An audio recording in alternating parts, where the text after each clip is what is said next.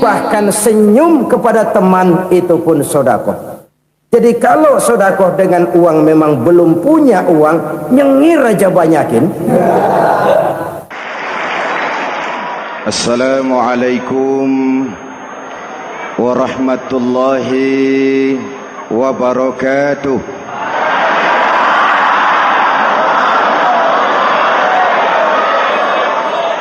Alhamdulillahi rabbil alamin.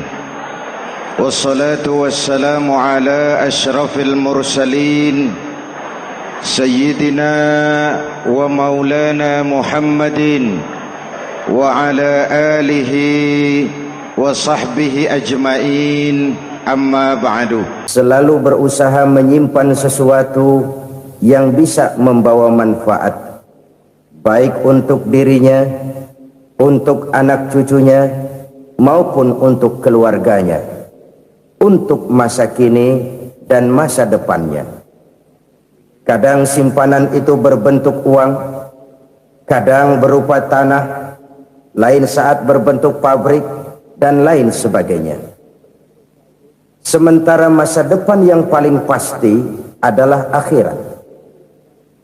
Jika untuk masa depan dunia kita rela memeras keringat, membanting tulang, pergi pagi dan pulang petang, menyimpan uang, menyimpan tanah, menyimpan pabrik, pernahkah kita merenung jika satu saat kiamat datang, kita dibangkitkan dari kubur masing-masing, berdiri di padang mahsyar untuk mempertanggungjawabkan seluruh kegiatan hidup kita di dunia ini, lalu kita akan menuju ke alam akhirat. Sudahkah kita mempunyai simpanan untuk akhirat kita? Pada pertemuan kali ini saya ingin menyampaikan sebuah hadis di mana Rasulullah sallallahu alaihi wasallam bersabda, arba'un min kanzil jannah. Simpanan sorga ada 4 macam. Yang pertama, ikhfa'us sadaqah, menyembunyikan sedekah. Saudara-saudara kaum muslimin, sebagaimana yang kita maklum bahwa Allah Subhanahu wa taala melebihkan sebagian rezeki dari kita terhadap yang lain. Ada yang kaya, ada yang setengah kaya, ada yang miskin, ada yang setengah miskin, dan selanjutnya. Ada yang gajinya kecil tapi penghasilannya gede. Ada yang penghasilannya gede tapi enggak punya gaji. Ada juga yang memang gajinya gede dan penghasilannya gede. Kelebihan rezeki merupakan sunnatullah dan tidak harus membuat kita merasa lebih dari yang lain. Bahkan sebaliknya, kelebihan itu harus membuat kita ringan tangan untuk menolong mereka yang memang memerlukan pertolongan. Kalau saudara diberikan ilmu, maka pertanyaan akhirat cuma satu: ilmumu kau amalkan untuk apa? Kalau saudara diberikan umur yang panjang, pengadilan akhirat juga bertanya satu: umurmu kau habiskan di mana? Tapi kalau saudara diberikan harta, pengadilan akhirat akan bertanya 2: hartamu kau dapat dari mana? Kau belanjakan kemana? Dari mananya ditanya dan kemananya juga ditanya. Oleh karena kita akan dimintakan pertanggungan jawab, maka amanah yang bernama harta ini harus kita gunakan dengan sebaik-baiknya. Ada penggunaan yang merupakan kewajiban, itu zakat namanya. Ada penggunaan yang sewaktu-waktu, itu infak namanya. Ada yang lebih sewaktu-waktu lagi, dan itu sedekah namanya. Zakat dia terikat oleh haul dan nisab, oleh putaran batas waktu dan ukuran dari harta itu sendiri. Sedangkan infak terikat oleh situasi dan kondisi perekonomian seseorang.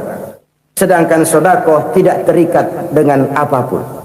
Dalam kondisi seperti apapun kita bisa melakukan sedekah dengan yang terkecil sekalipun.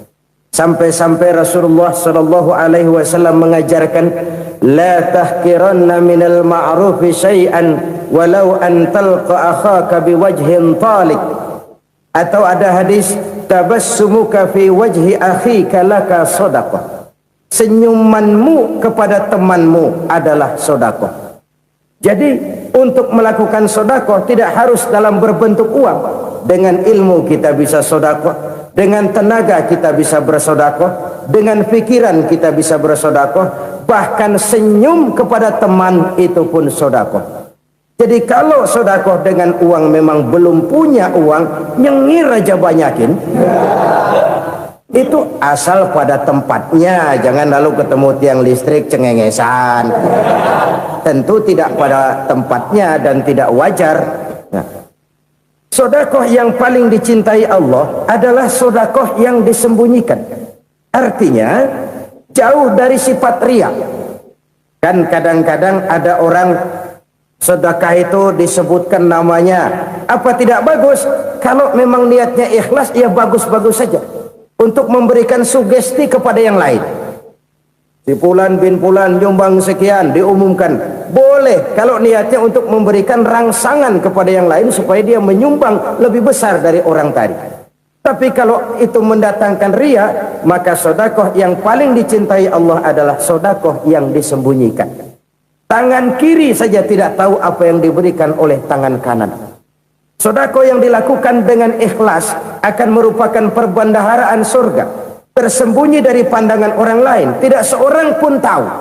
Karena memang sikap yang baik adalah melupakan kebaikan dan mengingat kesalahan. Itu salah satu ciri orang bahagia. Orang yang selalu mengingat kesalahannya dan berusaha melupakan segala kebaikannya.